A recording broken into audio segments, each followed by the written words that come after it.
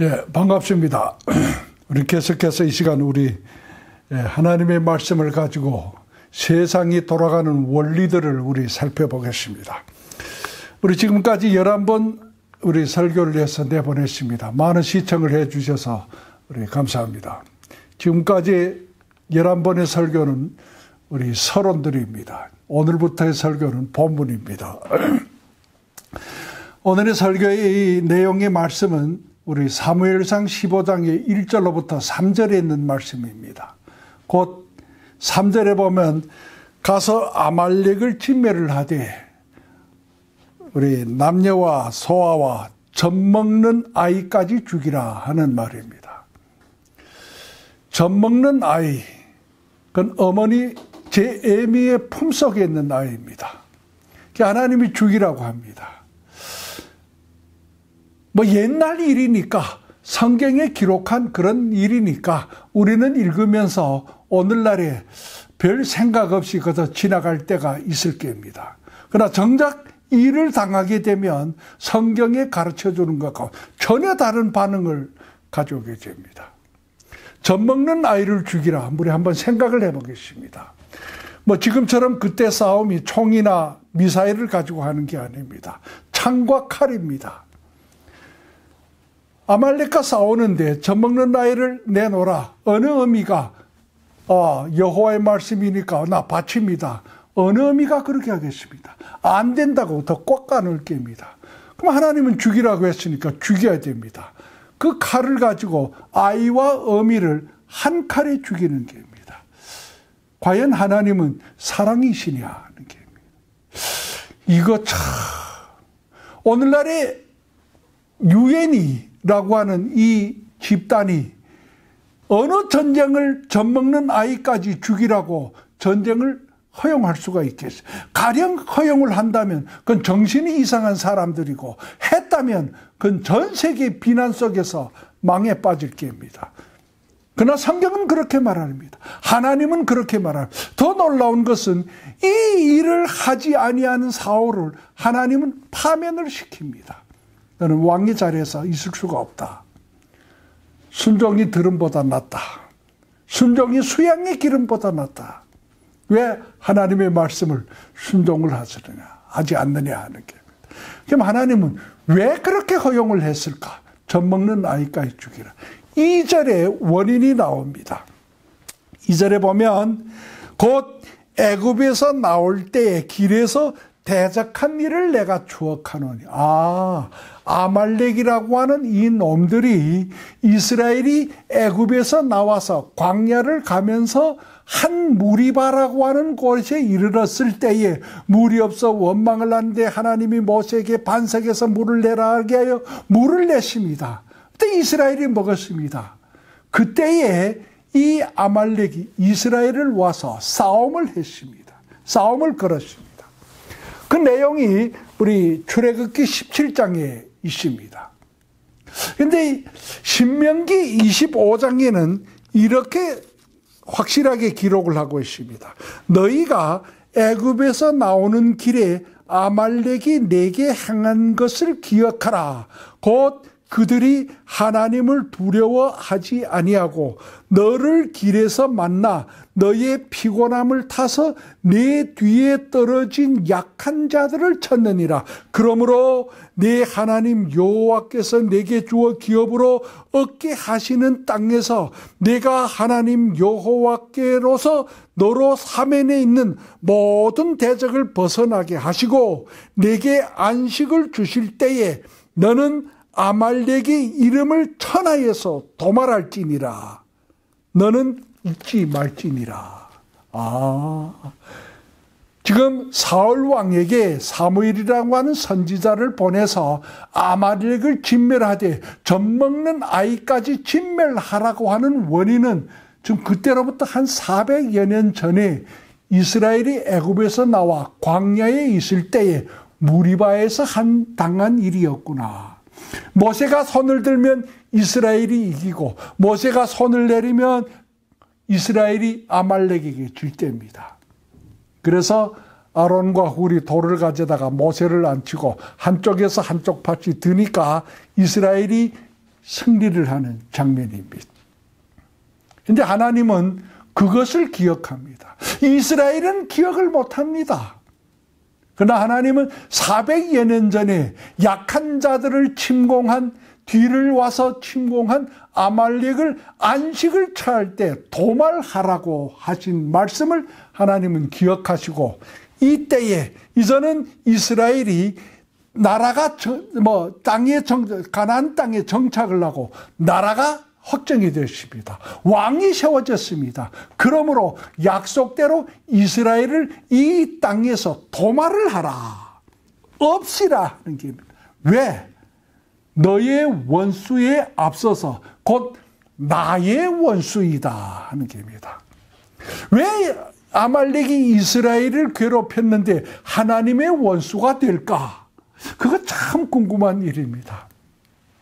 출애굽기 4장 22절에 보면 하나님이 모세에게 너는 바로에게 가서 이르기를 이스라엘은 내 아들 내 장자라 하라. 그러므로 놓아 보내서 바로는 안 놓아 보내십니다. 그러므로 결국 바로는 장자까지 죽는 엄청난 고난을 당해야 되십니다. 왜? 하나님의 아들, 하나님의 장자를 괴롭힌 자는 곧 하나님이 저주하신다 하는 겁니다.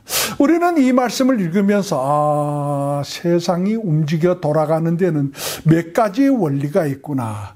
이 많은 사람들은, 많은 집단들은, 많은 나라들은 자기의 이익을 위하여서 사실은 어떤지 간에 양심은 어떤지 간에 관계없이 이익을 위해 돌아가는 것이 있습니다. 그거는 개인주의적이라고 저는 해석하고 싶습니다. 개인주의적. 그 다음에 사람의 양심을 기준을 하여서 움직여가는 집단이 있습니다. 그것이 유엔일 겁니다. 유엔이 2003년도에 미국에서 이라크 전쟁을 시작을 했습니다. 그 할 때에 유엔의 상임 이사국 5개 나라가 투표를 했습니다. 중국, 러시아, 우리 불란서 3개 나라는 반대를 했습니다. 미국과 영국이 단독으로 전쟁을 시작을 했습니다. 왜 반대를 했느냐? 사담이 죽는 것은 마땅하지만 그로 인하여서 무고한 백성이 죽을 수는 없다. 왜? 인류주의적 원리, 곧 도덕과 양심이라고 하는 것을 기준으로 한 겁니다. 2003년 3월 20일 날 미국 부시 대통령은 사담 후세인과의 전쟁을 시작을 했습니다. 23일이라는 시간이 지났습니다. 미국은 우리 이라크의 수도 바그다드를 점령을 했고 얼마 후에 사담은 잡혀서 교사를 당했습니다. 사담은 죽고 바벨론 제국이라고 하는 그 본국이라고 하는 이라크는 망했습니다. 그러면 왜 사담 후세인은 죽어야 되었으며 왜 이라크라고 하는 저 나라는 망해야 되느냐? 세계의 양심이라고 하는 유엔은 반대를 했습니다. 그러나 미국은 왜 했는지 나는 잘 모르겠습니다. 그러나 그때 정보의 말에 의하면 미국 대통령은 사담 후세인은 대량 살상 무기와 생화 무기를 가지고 있고 우리 알카에다라고 하는 이 테러 조직을 비밀리에 응원을 하고 도왔다 하는 명목으로 했습니다. 그런데 문제는 사담이 살았을 때에 이런 말을 했답니다. 나는 느부갓네살 왕의 후손이요 바벨론 제국의 영광을 찾겠다. 그럼 느부갓네살 왕이라고 하는 왕은 누구며 바벨론 제국이라고 하는 제국은 무엇을 하였느냐? 가장 그 제국이 찬란했고 왕이 가장 힘이 있을 때 한 일이 성경에 기록되어 있습니다. 열왕기하 25장에 있습니다. 곧 예수님이 이 땅에 오시기 전 586년경에 느부갓네살 왕이 많은 군대를 이끌고 유다를 침공을 했습니다. 완전히 유다를 멸망시켰습니다. 유다 왕을 잡고 그 왕 앞에서 2 아들을 죽이고 데리고 바벨론 제국으로 가서 2 눈을 뽑고 거기에서 죽임을 당했습니다. 이제 우리 앞에서 본 바와 같이 이스라엘이라고 하는, 유대라고 하는 이 민족, 이 나라는 하나님의 아들, 하나님이 장자라고 하나님이 이미 선언을 했습니다. 출애굽기 4장 22절에 이스라엘은 내 아들, 내 장자라 하라. 그러므로 더 나아가서 창세기 12장 1절로부터 보면 너는 너의 본토 친척 아비집을 떠나 내가 내게 지시하는 땅으로 가라. 내가 너로 큰 민족을 이루게 하고 너로 인하여 세상 모든 나라 백성이 복을 얻으리라. 너를 축복하는 자는 내가 복을 내리고 너를 저주하는 자에게 내가 저주하리니 너는 복의 근원이 될지니라. 하나님이 말씀을 했습니다. 창조자의 말씀입니다. 살았고 운동력이 있는 말씀입니다. 그런데 하나님의 아들, 하나님의 장자를 멸망시킨 그 제국, 그 왕이 영광을 찾겠다. 살아야 됩니까? 죽어야 됩니까? 이제 우리 앞에서 본 바와 같이 이 세상은, 하나님은 무슨 주의로 움직이고 있다고요? 유대주의적 원리에 의하여서 세상은 움직여지고 있습니다. 사담 후세인이 죽은 원인이, 잡힌 원인이 바로 거기에 있습니다. 거기에 있습니다. 물론 미국은 이 전쟁을 통하여서 숱한 비용을 썼습니다. 월남 전쟁 이후에 가장 중대한 비용을 썼답니다. 8,040억이라고 하는 비용을 썼습니다. 군인이 4,578명이 전사를 했습니다. 물론 아프가니스탄 전쟁에 포함이 되어 있습니다. 그 반면에 미국은 이 전쟁을 통하여서 가장 적은 이익을 낸 전쟁이랍니다. 물론 다른 전쟁에서 이러저러한 경제적으로나 기타의 정치적으로 이익이 있었지만 이 전쟁은 경제적으로나 정치적으로나 초의 이익이 없습니다. 도리어 불이익이 있습니다. 정치적으로 보면 세계에 무지장한 반대를 얻어왔습니다. 정보를 조작했다느니 뭐니 이런 많은 전쟁을 비용을 쓴 원인이었는지 2008년도에 글로벌 미국의 경제 위기라고 하는 것이 닥쳐서 직접적인 원인이 될 겁니다. 그러나 하나님의 관점, 유대주의적 관점에서 볼 때에 이 전쟁은 대단한 전쟁입니다.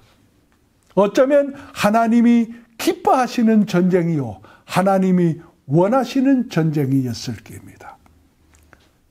오늘의 현실이 있습니다. 오늘의 현실. 오늘도 과연 하나님은 유대주의적 원리로 이 세상을 통치하고 계시느냐? 한번 우리 사실을 들어보겠습니다. 지난 2007년 12월 6일 날에 미국 대통령 트럼프는 우리 선언을 했습니다. 예루살렘은 이스라엘의 수도요, 우리는 대사관을 텔라비브에서 예루살렘으로 옮길 것이다. 처음 시작은 한 2년 3년 걸린다고 했는데 얼마 되지 아니하여서 변했습니다.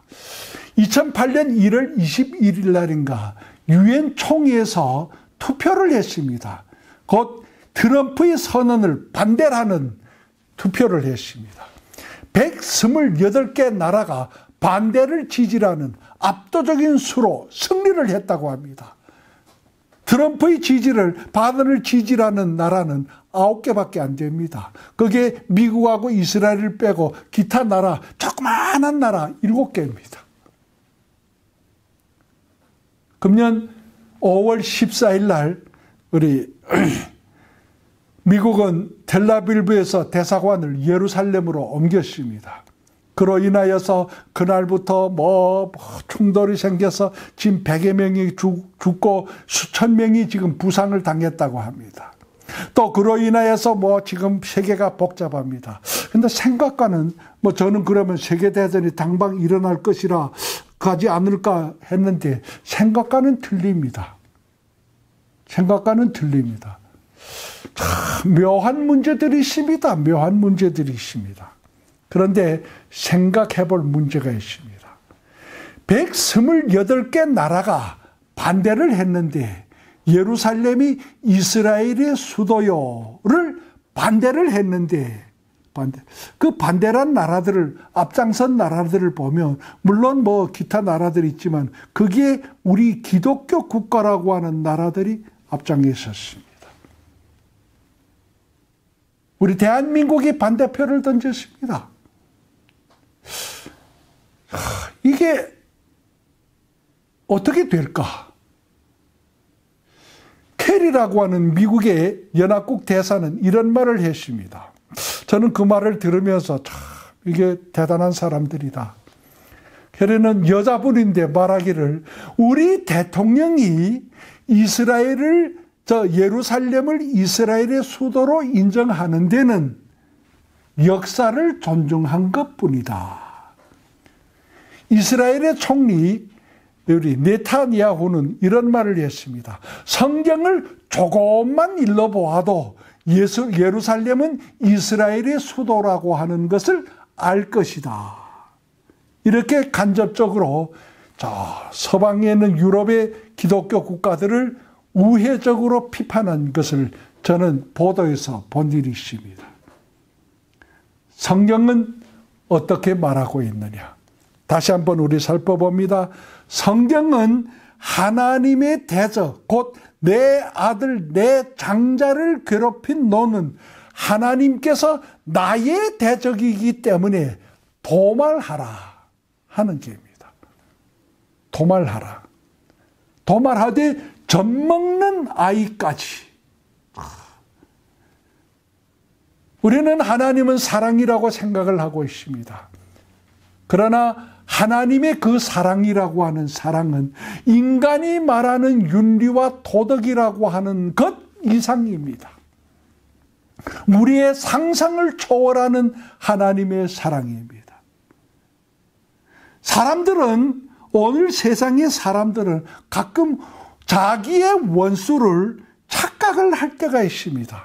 하나님의 원수를 곧 나의 친구로 착각을 할 때가 있고, 나의 원수를 곧 하나님의 원수라고 착각을 할 때도 있습니다.